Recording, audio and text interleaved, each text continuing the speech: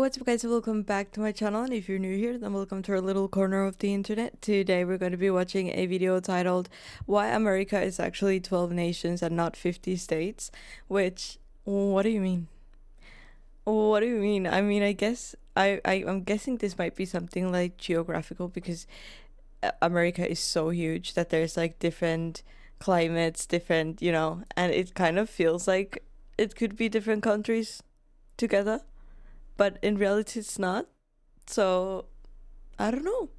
Without further ado, let's see what this video is about. One nation is how the United States refers to itself, but in reality, this isn't correct. In fact, within the United States, there are 12 competing regions that have their own cultures, values, and priorities. And these regions really act more like independent nations under a single flag.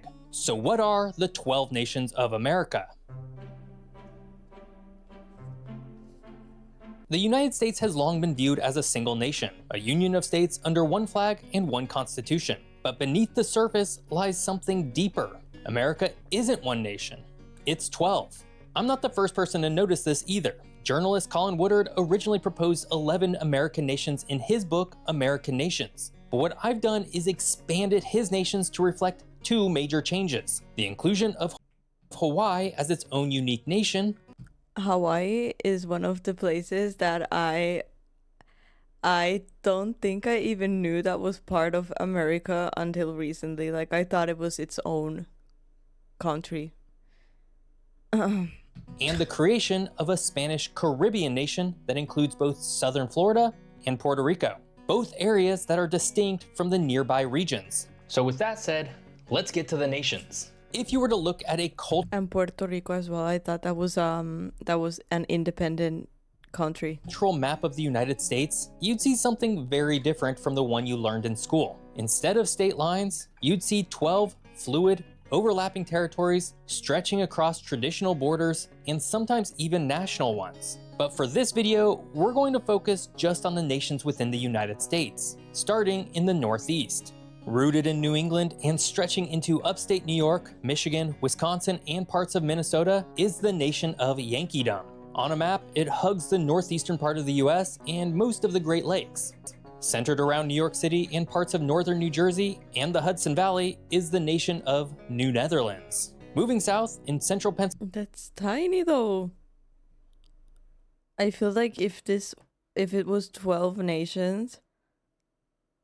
Pennsylvania, and heading westward across Ohio, Indiana, Illinois, and parts of Iowa and Missouri is the Midlands. Found along the Chesapeake Bay in eastern Virginia and parts of Maryland and North Carolina is the nation of Tidewater. It resembles the remnant of old colonies along the Atlantic. West of Tidewater is Greater Appalachia, a broad, rugged band that stretches from the hills of western Pennsylvania down through West Virginia, eastern Kentucky and Tennessee, into Arkansas and parts of Texas. Moving south once more and dominating much of Mississippi, Alabama, Georgia, South Carolina, and parts of Louisiana and Texas is the Deep South. In the far south and consisting of southern Florida, especially Miami, and Puerto Rico, is the Spanish Caribbean nation. Tucked in between the Gulf of Mexico and the Deep South nation is the nation of New France. Moving westward, But when they're like talking about these nations, I wonder how or why does the borders go like that, Is there like a reason why the borders are like that, or is it just like somewhere around here? From Southern California and Arizona across New Mexico and into West Texas is the nation of El Norte. North of El Norte and covering a vast swath of interior California, Nevada, Utah, Arizona, Montana, Idaho, Wyoming, parts of western Texas and the Dakotas, and much of mainland Alaska is the Far West nation. In the far north and west is the left coast, a narrow but powerful strip along the Pacific, stretching from the San Francisco Bay Area up through Portland and Seattle and into the Alaska archipelago. And finally, thousands of miles away from the mainland is the nation of Hawaii.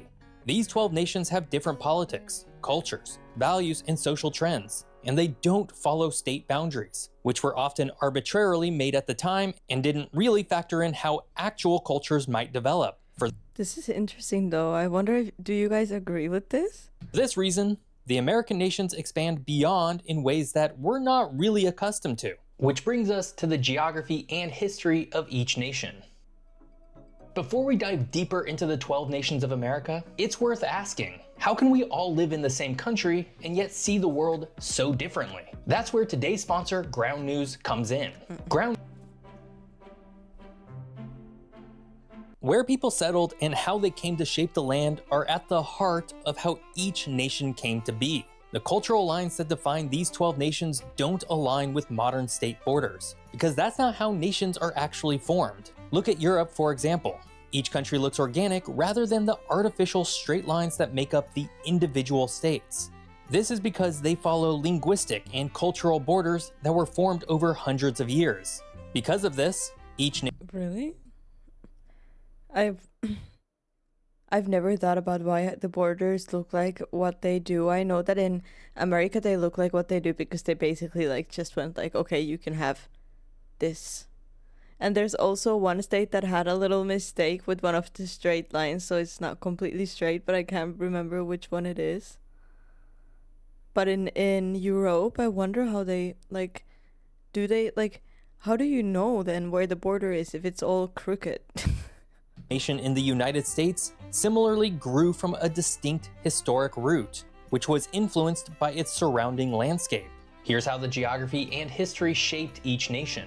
Yankeedom emerged from the Puritan colonies of New England. Settlers arrived seeking a religious utopia and quickly organized around towns, churches, and schools. The geography, rocky soil, dense forests, and So the shapes do make sense. harsh winters wasn't ideal for large plantations, but perfect for close-knit, self-sufficient communities. This created a legacy of town halls, universities, and civic institutions that still defines the region today, even as far west as the state of Minnesota.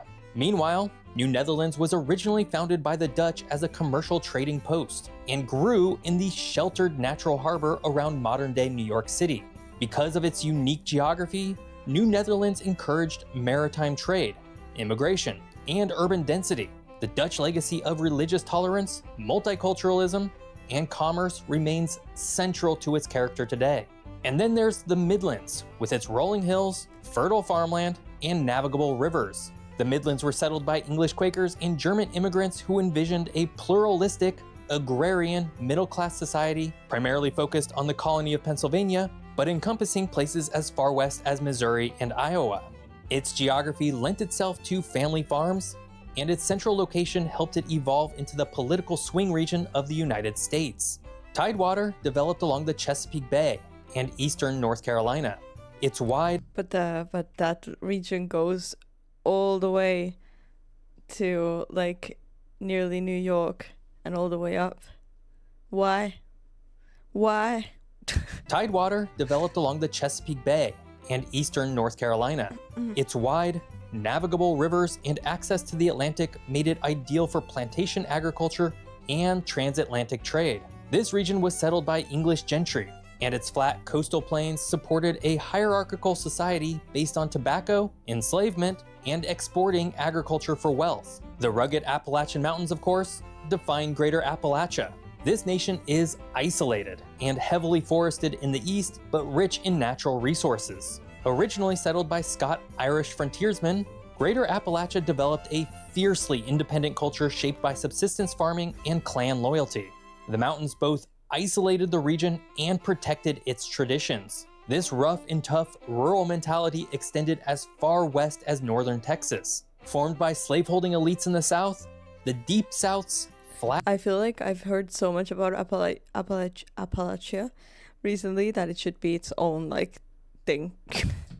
humid coastal plains and river deltas were perfect for cotton and sugar plantations. This geography enabled a brutal plantation economy supported by enslavement, which in turn gave it its distinct African American culture today. Its original aristocratic culture, racial caste system, and economic inequality can be traced back to this colonial foundation. Southern Florida and Puerto Rico form the Spanish Caribbean nation. This region is tropical, coastal, and deeply influenced by Caribbean migration and trade, and the Spanish language. Spanish colonial roots, Catholicism, and African Caribbean cultural influences are strong here. especially in cities like Miami and San Juan. This geography makes it the prime gateway between the US and Latin America. New France is tucked geographically at the mouth of the Mississippi, making it unusually small but united by its French heritage. The Mississippi River and bayous enabled trade and settlement by the French and later Creoles. Because of this historic settlement pattern, Catholicism, language, and cuisine make it distinct from the Deep South. Spanning deserts, mountains, and the fertile valleys from Southern California to Texas and into Southern Colorado is El Norte. Because of its geographic location, the Spanish were actually the first Europeans here, establishing missions, presidios, and ranches long before English settlers arrived on the East Coast. I mean, it does make sense that the borders would go like this because of the mountains and all of that. But I don't know. Like, I wonder how actually like visible this would be when you're in America, and if you go like outside of these nation borders, does it like change completely the culture and everything, or like, you know, like it makes a little bit of sense, yeah, but it doesn't make a lot. Borderland identity is shaped by bilingualism, Catholicism, and resilience to an overwhelmingly arid environment. Dominated by the Rocky Mountains, the Great Basin deserts, and Arctic tundras of Alaska, the Far West was the last American region to be settled in large numbers. Its harsh environment required massive government infrastructure, from dams and railroads to military bases and eventual airports, to support human settlements. Even today, it's a land of low population and high federal presence because the federal government actually owns most of its land. The left coast is where rugged mountains meet the mighty Pacific Ocean and encompass the coastal areas of Northern California, Oregon, Washington, and the Alaskan Panhandle. Settled first by Yankees and later by global immigrants, its culture fuses Eastern reformism with Western libertarianism, and its geography, temperate climate, seismic activity, fertile valleys, and vast forests encouraged experimentation, progressivism, and innovation. And finally, as an isolated volcanic archipelago, Hawaii's geography is unlike any other US region. Settled by Polynesians. I mean, Hawaii, I do get it. I thought that it was its own country too, so, you know, it makes sense. And later transformed by American missionaries and Asian laborers, its culture reflects Pacific traditions, Asian fusion, and deep ties to the ocean. The island's isolation helped preserve indigenous identity even amid colonization, meaning Hawaiian is a common language to this day. Geography and history is embedded within each nation, and each continues to evolve because of these lines today. The United States has always struggled to define what it is: a melting pot, a patchwork, a union, an experiment. But one thing is increasingly clear: it has never truly been one single nation. It's a federation of cultures, worldviews, and identities that have coexisted, sometimes uneasily, under the same flag. I think this is one of the things that makes America so, like, amazing. It's that it packs so much. It's like different people, different religions, different thoughts, different colors, different everything tucked under one roof. And that's kind of how how the whole world should be, in a way. That reality becomes easier to see when you stop thinking in terms of states or party lines and start thinking in terms of deep-rooted cultural regions. Take a look at the way Americans behave politically as an example. National elections often hinge on so-called swing states. But when you zoom in closer, it's the swing regions within those states that actually move the needle. The blue cities of Yankeedom clash with the red rural counties of Greater Appalachia, sometimes within the same state. Southern Florida historically voted nothing like the Florida Panhandle, though that trend has changed recently due to shifting political ideologies of Cuban migrants and a growing retiree population. And far northern California has little in common with Los Angeles. It's this cultural geography that tells the real story. These nations are not based on modern trends or media bubbles. They're grounded in centuries of history, and these differences aren't superficial either. They explain why Americans often seem to be speaking past each other, locked in a cultural Cold War. The fights over guns, healthcare, education, and religion aren't just political, they're geographic.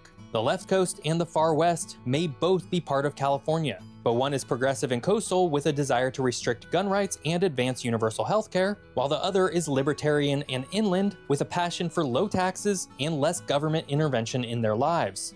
I feel like I need to clear my statement that I know that obviously there is differences, as you can tell, but it still manages, even though everybody doesn't maybe think the same way. Meanwhile, El Norte sees the border not as a dividing line, but as a zone of shared identity with Mexico, contrasted with Greater Appalachia, which sees the border as something that needs to be hardened and made less permeable. Meanwhile, the Spanish Caribbean, anchored in places like Miami and San Juan, functions with a bilingual, bicultural, Spanish-inspired rhythm distinct from anything in the Deep South or Yankeedom. None of this is just a cultural quirk. It affects the governance of each nation.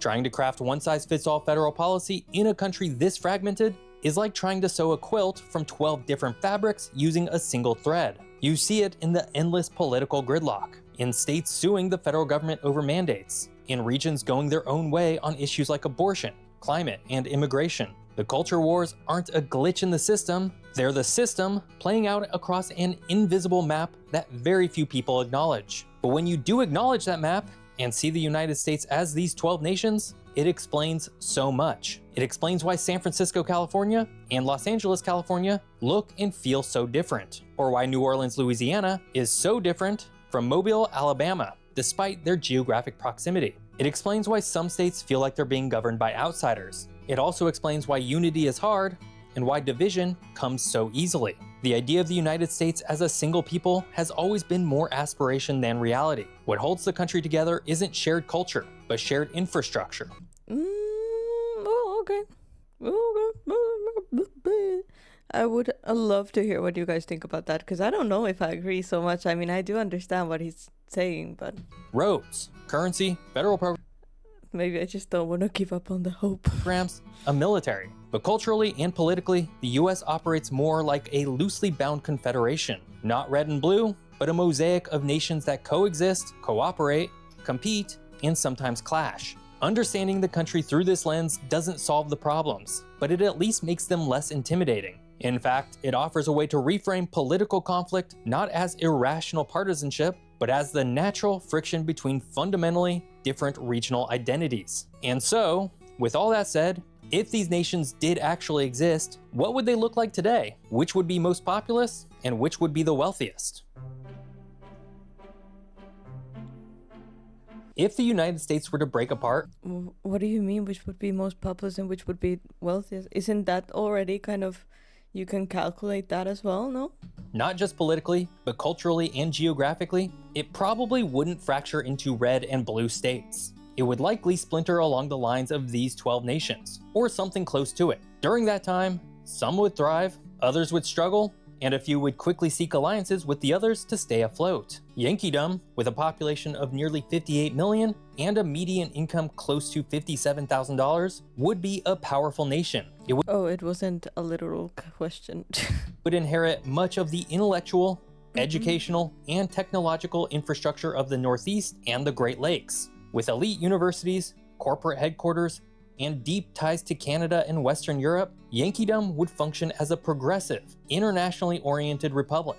Yankeedom would find a natural ally in the left coast, a smaller nation in terms of population, but wealthier per capita and similarly forward-thinking in tech, sustainability, and civil liberties. A Yankeedom left coast alliance would be a powerful and progressive counterweight to the other blocs. Greater Appalachia, on the other hand, would be one of the largest nations by population and land, but lower in income and higher in internal division. Culturally rugged and libertarian-leaning, it might resist federal-style unity altogether, opting instead for a loosely aligned federation or even full decentralization. After all, how do you tie Appalachia to Oklahoma and northern Texas? Culturally, it would likely have deep ties to the far west, another vast and sparsely populated nation, and could lead to a rural alliance focused on resource extraction, states' rights, and small government. The Deep South, with 45 million people and a median income below $44,000, would likely emerge as a conservative powerhouse with strong emphasis on tradition, religion,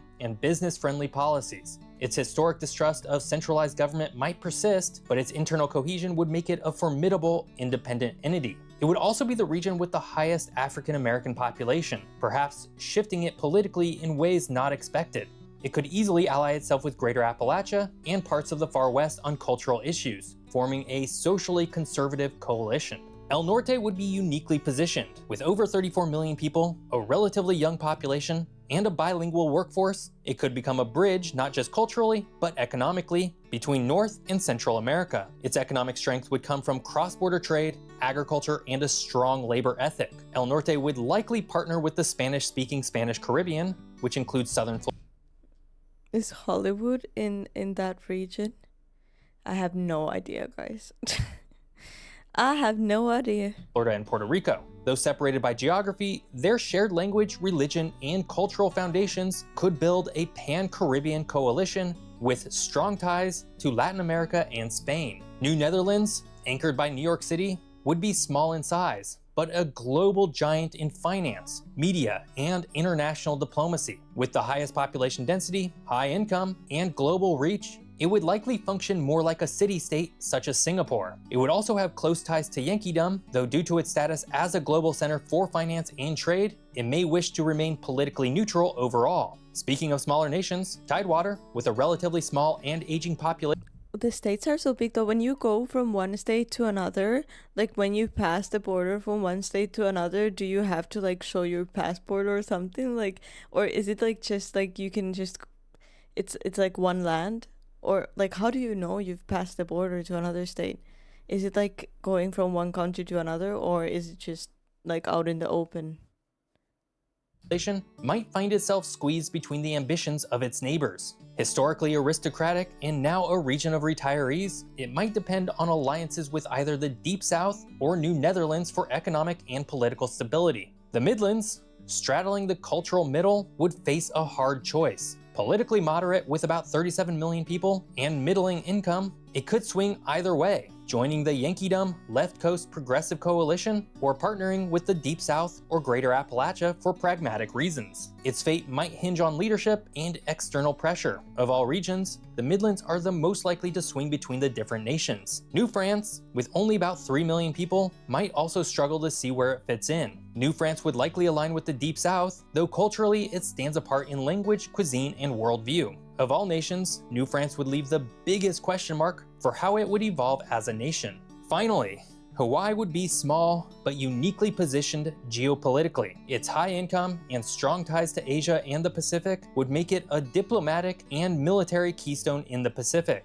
While isolated, it could remain neutral, non-aligned, or form a Pacific alliance with the left coast. In raw numbers, the largest nations by population would be Greater Appalachia, Yankeedom, and the Deep South, while the smallest would be Hawaii, New France, and the Spanish Caribbean. The largest by area size would be the Far West, Greater Appalachia, and Yankeedom, while the smallest would be New Netherlands, Hawaii, and the Spanish Caribbean. The wealthiest per capita would be New Netherlands, Hawaii, and the left coast, while the poorest would be the Spanish Caribbean, the Deep South, and El Norte. I was about to say Yankeedom because it's in every single thing. Finally, the youngest would be El Norte, New France, and New Netherlands, while the oldest would be Hawaii, Yankeedom, and the Spanish Caribbean. If the United States were to divide, it wouldn't do so evenly. Power would consolidate around urban cores, ports, and cultural hubs, just like it does with every nation. Border regions might become flashpoints or bridges. Long simmering tensions could ignite or be resolved.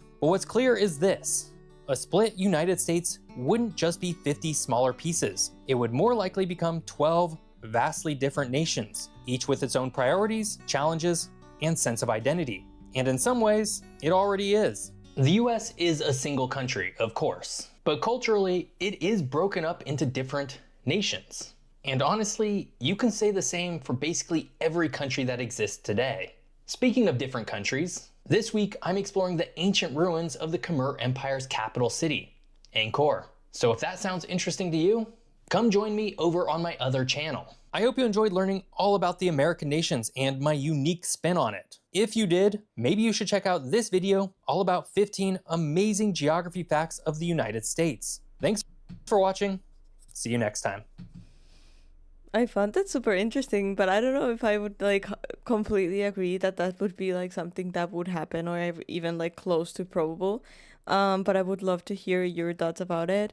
Obviously I haven't been to America, so I don't know how different the cultures are. I know that there are different cultures, and well, if you're in a country that big, it's normal to have, you know, different cultures depending on the area, but I wouldn't take it that far. Probably. But either way, guys, thank you so much for joining me for this video. I really hope you enjoyed it. Please do like, subscribe if you haven't yet, and I'll see you guys in the next video.